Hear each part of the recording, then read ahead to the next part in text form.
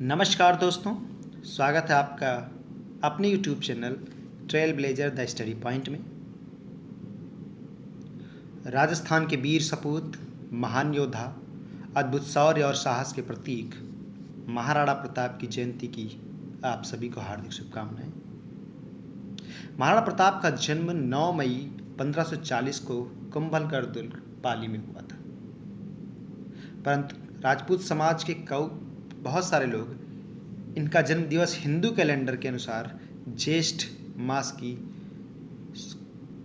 शुक्ल पक्ष की तृतीया तिथि को मनाते हैं। चूँकि 9 मई 1540 को ज्येष्ठ शुक्ल तृतीया तिथि थी, इसलिए इस वर्ष 25 मई को भी इनका जन्म दिवस मनाया जाएगा। आइए इनके बारे में कुछ बातें हम लोग जानते हैं। चलिए शुरुआत करते हैं।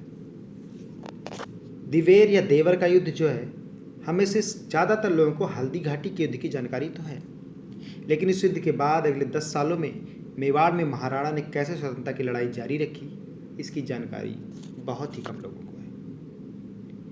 वास्तविकता में हल्दी घाटी का युद्ध महाराणा प्रताप और मुगलों के बीच कई युद्ध की एकमात्र शुरुआत थी। देखा जाए तो मुगल ना तो महाराणा प्रताप को पकड़ सके और ना ही मेवाड़ पर पूर्ण आधिपत्य जमा सके थे, क्योंकि हल्दी घाटी के युद्ध में जब राणा की सेना को काफ़ी क्षति पहुंची और उनका घोड़ा चेतक भी घायल हो गया, तो उनके एक मित्र ने उन्हें युद्ध से हट जाने की सलाह दी और वो वहां से चले गए। बाद में उनके घोड़े चेतक की भी मृत्यु हो गई थी। अब हल्दी घाटी युद्ध के बाद मुगलों का कुंभलगढ़, गोगुंदा, उदयपुर और उसके आसपास के ठिकानों पर अधिकार हो गया था। लेकिन 1576 में ये हल्दी घाटी के युद्ध के बाद भी अकबर ने राणा को पकड़ने या मारने के लिए 1577 से 1582 के बीच कई सेना नायकों के नेतृत्व में बहुत बड़ी मात्रा में सैन्य बल भेजे। ये एक स्टैच्यू है जो कि हल्दी घाटी युद्ध की छवि को दर्शाता है। अंग्रेजी इतिहासकारों ने लिखा है कि हल्दी घाटी का युद्ध का जो दूसरा भाग है उसको उन्होंने बैटल ऑफ दिवेर कहा है, जिसमें मुगल बादशाह को करारी शिकस्त झेलनी पड़ी थी।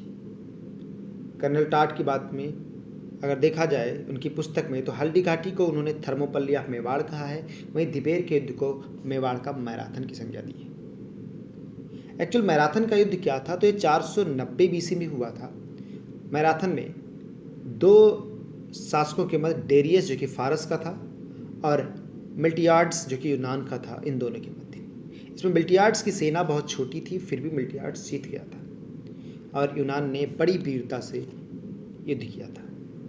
कर्नल टाट ने महाराणा और उनकी सेना के शौर्य युद्ध कुशलता को स्पार्टा के योद्धाओं सा वीर बताया है और लिखा है कि युद्धभूमि में अपने से 4 गुना बड़ी सेना से भी वे लोग यानी महाराणा की सैनिक जो हैं वह नहीं डरते थे। एक अनुमान के अनुसार जिस समय ये युद्ध हुआ था उस समय राणा की सेना में 20 से 25 हजार सैनिक थे, जबकि मुगल सैनिक जो वहाँ पे थे उनकी संख्या लगभग 84 से 90 हजार के बीच थी।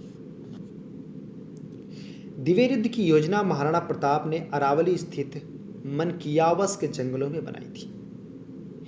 उनके एक मित्र थे भामासा, उनसे मिली राशि से उन्होंने एक बड़ी फौज तैयार की थी और इसमें एक और मदद भामासा ने मालवा की लूट के माध्यम से की थी।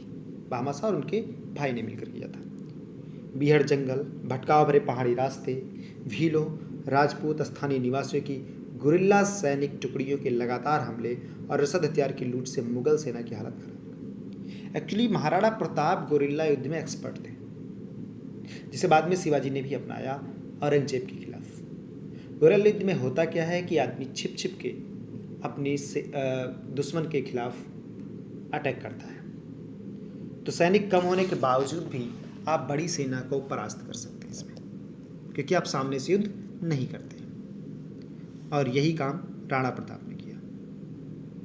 हल्दी घाटी के बाद अकबर ने महाराणा प्रताप के विरुद्ध 3 बार शाहबाज खां को, चौथी बार अब्दुल रहीम खान ने खाना जो कि बैरम खां का बेटा और बाद में कवि रहीम खान के नाम से प्रसिद्ध हुआ को, तथा अंतिम 5वीं बार जगन्नाथ कछवाहा को भेजा। लेकिन ये सब विफल रहे और बेचारा अकबर कुछ न कर सका। मेवाड़ की बात करें तो मेवाड़ में दीवेर, जो कि आज के राजसमंद में है, डिस्ट्रिक्ट राजसमंद, देसुरी, वो भी राजसमंद डिस्ट्रिक्ट, देवल डूंगरपुर डिस्ट्रिक्ट, देवारी उदयपुर डिस्ट्रिक्ट, ये 4 प्रमुख ठिकाने थे। सबसे महत्वपूर्ण ठिकाना था दीवेर का ठिकाना, जहाँ अकबर ने सुल्तान खां, जो कि अकबर के चाचा थे, उनको मुख्तियार नियुक्त किया था। महाराणा प्रताप ने अक्टूबर 1582 ईस्वी में मुगलों का विरोध शुरू किया। विजयदशमी का दिन था और महाराणा ने अपनी नई संगठित सेना को 2 हिस्सों में बांट दिया और युद्ध के लिए बिगुल फूंक दिया। अब 2 टुकड़ियों में बांटा गया, तो एक टुकड़ी का नेतृत्व खुद महाराणा प्रताप ने किया और दूसरी टुकड़ी का नेतृत्व उनके बेटे अमर सिंह कर रहे थे। महाराणा प्रताप की सेना ने अमर सिंह के नेतृत्व में दिवेर की शाही थाने पर हमला कर दिया। यह इतना भीषण था कि अमर सिंह ने मुगल सेनापति पर भाले का एक ऐसा वार किया कि भाला उनके शरीर और घोड़े को चीरता हुआ जमीन में जा धंसा और सेनापति मूर्ति की तरफ वहीं गड़ गया। तो काफ़ी भयानक वार था। महाराणा प्रताप के बारे में कहें तो बहलोल खान के सिर पर उन्होंने इतनी ताकत से वार किया कि कहा जाता है कि हाथी सा शरीर लेके चलने वाला बहलोल खां खुद और साथ में उसका घोड़ा, ये दोनों 2 टुकड़ों में कट गए। कुछ स्थानीय इतिहासकार बताते हैं कि इस युद्ध के बाद एक कहावत भी फैल गई कि मेवाड़ के जो सैनिक हैं, जो योद्धा हैं, वो सवार को एक ही बार में घोड़े समेत काट दिया करते हैं। ये एक चित्र है जिसमें बहलोल खां को काटते हुए दिखाया गया है। अपने सिपाह सलारों की यह गत देखकर मुगल सेना में बुरी तरह भगदड़ मची और राजपूत सेना ने अजमेर तक मुगलों को खदेड़ा और जो बचे कुछ 36,000 मुगल सैनिक थे, इस भीषण युद्ध के बाद उन्होंने आत्मसमर्पण कर दिया। दिवेर के युद्ध के बाद प्रताप ने गोगुंदा, कुंभलगढ़, बस्सी, चावंड, जावर, मदारिया, मोही, मांडलगढ़ जैसे महत्वपूर्ण ठिकानों पर कब्जा कर लिया। दिवेर के युद्ध 1582 ईस्वी को हुआ था, जो को महाराणा प्रताप की विजयों का श्री गणेश कहा जाता है कि यहीं से विजय की शुरुआत होती है। दिवेर युद्ध में महाराणा प्रताप ने गुरिल्ला युद्ध पद्धति का प्रयोग किया था। दिवेर युद्ध में महाराणा प्रताप ने मुगलगढ़, यानी जो मुगलों के क्षेत्र थे उन्हें मुगलगढ़ कहा जा सकता है, पर आक्रमण किया और उन सभी 36 मुगलों की चौकियों को जीत लिया।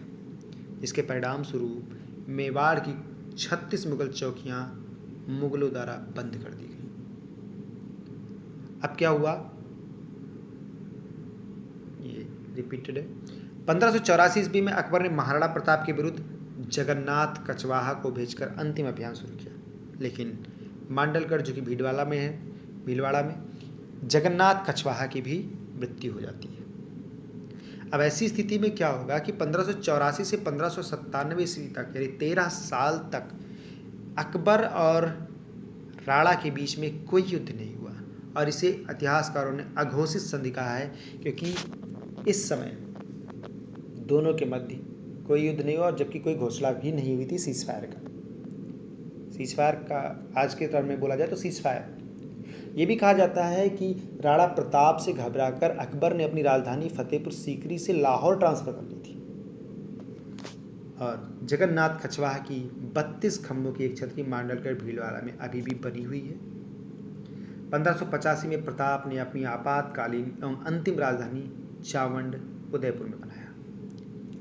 दिवेर, विजय व चावंड को राजधानी बनाने के बाद महाराणा प्रताप ने चित्तौड़ और मांडलगढ़ को छेड़कर पूरे मेवाड़ पर अधिकार कर लिया। सिर्फ राणा 2 चीज़ें नहीं जीत पाए थे, एक मांडलगढ़ और दूसरा चित्तौड़।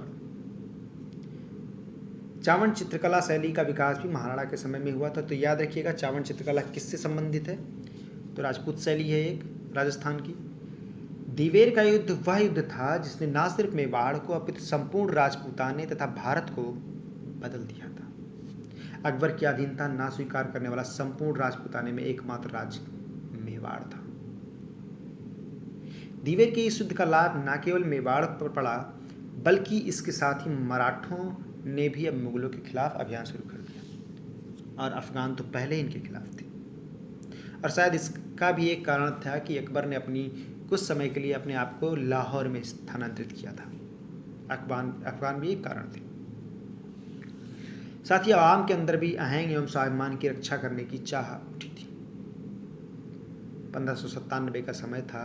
प्रताप अपने कुछ साथियों के साथ चावंड, जो कि इनकी आपातकालीन और अंतिम राजधानी थी उदयपुर में, जंगलों में शिकार कर रहे थे। वहाँ की बाघ का शिकार करते समय वो धनुष पर अपनी प्रत्यंचा चढ़ा रहे थे और तभी उनकी दाईं बाह में चोट लग जाती है और इसके बाद काफ़ी दिनों तक ये रोग ग्रस्त रहते हैं। रोग बढ़ता जाता है और 29 जनवरी 1597 के उस काले दिन को इस धरा का महानतम पुत्र अपनी माँ के आंचल में छिप गया। ऐसा कहा जाता है कि महाराणा प्रताप की मृत्यु का अफसोस अकबर को भी बहुत ज़्यादा हुआ था।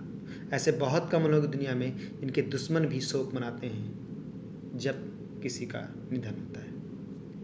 आई होप आप लोग राणा प्रताप के स्वाभिमान को जरूर नमन करेंगे, क्योंकि ये वो राणा प्रताप हैं जिनको अकबर ने आधा राज्य तक देने का वादा किया था सिर्फ आधीनता स्वीकार करने पर। आई होप आप लोगों को ये टॉपिक समझ में आया होगा और इंटरेस्टिंग लगा होगा, तो इसे लाइक करें, शेयर करें और सब्सक्राइब करें। अपनी संस्कृति को जानना बहुत ज़रूरी है। Thank you very much. ज़्यादा से ज़्यादा लोगों तक इसको पहुंचाने की कोशिश करें। Thank you.